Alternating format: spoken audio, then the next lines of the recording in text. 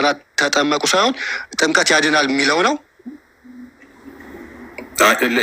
እኛ ከእናንተ ጋር ያለን ልዩነት በሰፊው ልዩነት ሳይሆን ቤዚክሊ ምንም ማንገናኝበት ምክንያት እናንተ በጥምቀት ልጅነት ይገኛል ብላችሁ ታምናላችሁ።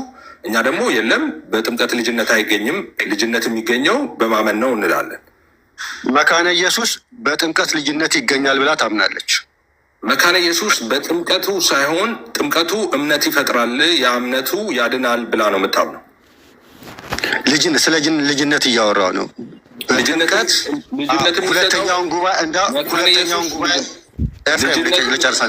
ሁለተኛውን ጉባኤ ይቀበላሉ። ቆስታንቲኒያ በአንድ ሰዓትን ብትጠቀም ጥያቄ ብትጠይቅ አይሻልም? እየጠየቅኩ ነው። እሺ መካነ ኢየሱሶች ጥምቀት ያድናል፣ በጥምቀትም ልጅነት እንደሚያገኙ ያምናሉ።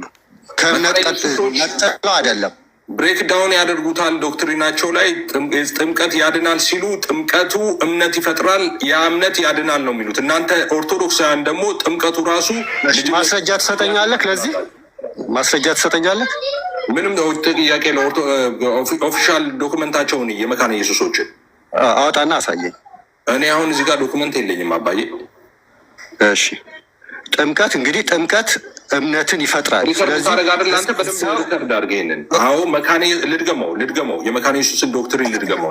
ሰዓቴን አጨርስብኝ። አያድንም። የሚያድነው ጥምቀቱ እምነት ይፈጥራል፣ ያ እምነት ነው የሚያድነው ብለው ነው የሚያምኑት። እንደናንተ ራሱ ጥምቀቱ ያድናል፣ ራሱ ጥምቀቱ ልጅነት ይሰጣል። ልጨርስ።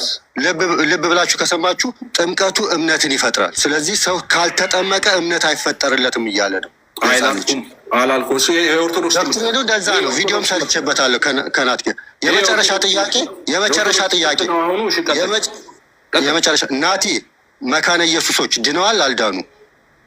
ሕፃን ሆኖች የተጠመቁት ሰው ሲያምን ነው የሚድነው ብለው ነው የሚያምኑት። መካነ ኢየሱሶቹም እኛ የምናምነው ሰው ሲያምን ነው የሚድነው።